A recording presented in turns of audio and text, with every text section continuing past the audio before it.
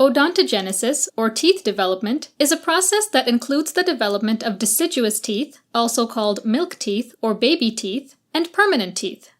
Deciduous teeth begin to develop during week 6 to 7 of intrauterine life, whereas development of permanent teeth begins during week 14 of intrauterine life and continues to even up to 5 years after birth.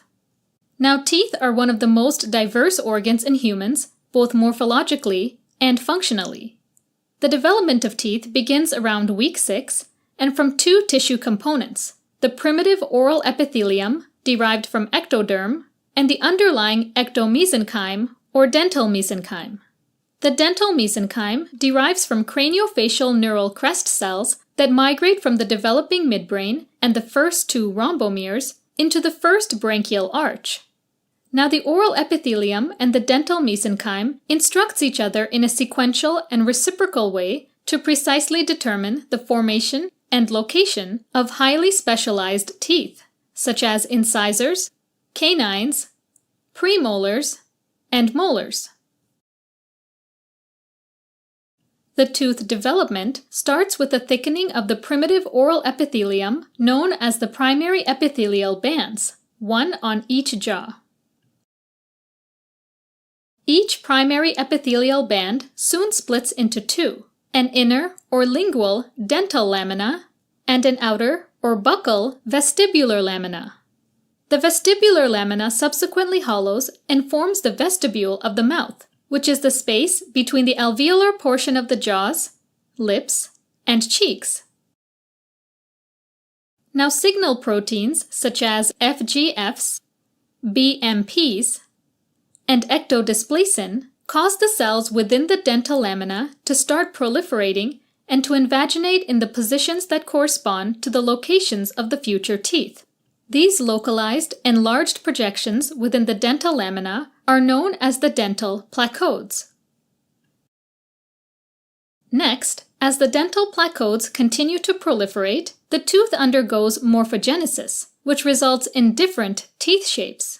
This is guided by interactions between epithelial and mesenchymal tissues and progresses through distinct stages defined by morphological features of the dental epithelium, the bud, cap, and bell stages. During the bud stage, the dental placodes proliferate to form a bud-like structure known as the tooth bud that is attached to the oral epithelium by the dental lamina. At this stage, the ectomesenchymal cells start to cluster around the tooth bud, resulting in a condensation of the ectomesenchyme, especially right beneath the bud. And at this point, the tooth bud is made up of two types of cells, an outer layer of low columnar cells and an inner bundle of polygonal cells. Now, the tooth bud is unique in that it has differential proliferation of cells, which means that different parts of the bud grow at different rates. The cells at the center of the bud proliferate slower than those in the peripheries, leading to the formation of an invagination and turning the bud-shaped enamel organ into a cap shape. This is the start of the cap stage. During this stage, 3 different types of epithelial cells can be seen forming the enamel organ, the epithelial part of the tooth germ, the inner enamel epithelium, outer enamel epithelium, and the stellate reticulum. The inner enamel epithelium is a layer of low columnar cells that line the inner surface of the cap's central depression. The outer enamel epithelium is a layer of cuboidal cells that line sides of the cap on the outside. Finally, the stellate reticulum is a bunch of cells that are linked to each other by desmosomes. The stellate cells secrete glycosaminoglycans into the extracellular space. The glycosaminoglycans attract water into the extracellular space, which pushes on the cell membranes of the stellate cells, turning them into the shape of a star. There are also a bunch of non-dividing cells within the enamel organ that sit near the inner enamel epithelium, known as the enamel knots. The enamel knot is a signaling center that regulates the formation of the cusps of the tooth. The number of enamel knots and their location within the enamel organ determine the number and location of cusps in the developing tooth. Now the ectomesenchymal cells surrounding the enamel organ continue to accumulate, especially near the invagination of the cap. The dense condensation of ectomesenchymal cells beneath the cap is called the dental papilla, whereas the accumulation of ectomesenchymal cells that encircle the dental papilla and the enamel organ is known as the dental sac or dental follicle. As the enamel organ continues to grow, the invagination in the cap deepens, forming the cervical loop at the tip of the invaginating epithelium where the inner and outer enamel epithelium meet.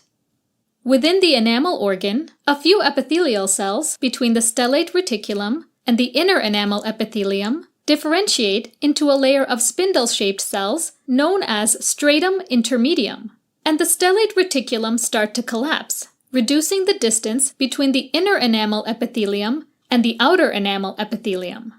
The tooth germ epithelium then forms the bell-shaped structure that will become the crown of the tooth.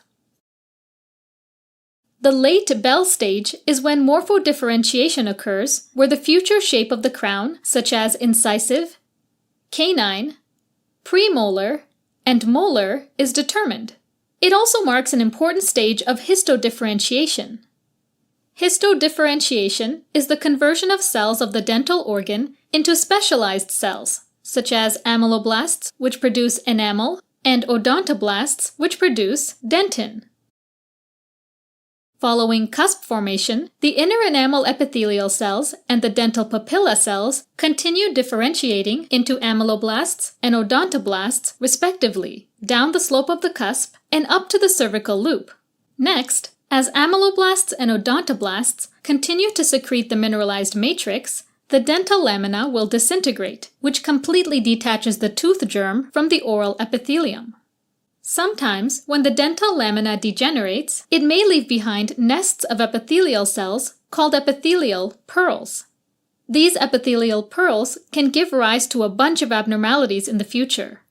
For example, supernumerary teeth, odontoma, and eruption cysts. Down below, root formation starts after crown development is underway. The cervical loop cells begin to proliferate downwards to form a two-layered structure known as Hertwig's epithelial root sheath, or HERS. HERS proliferates and migrates downward, guiding root formation, and it also induces the differentiation of odontoblasts forming root dentin.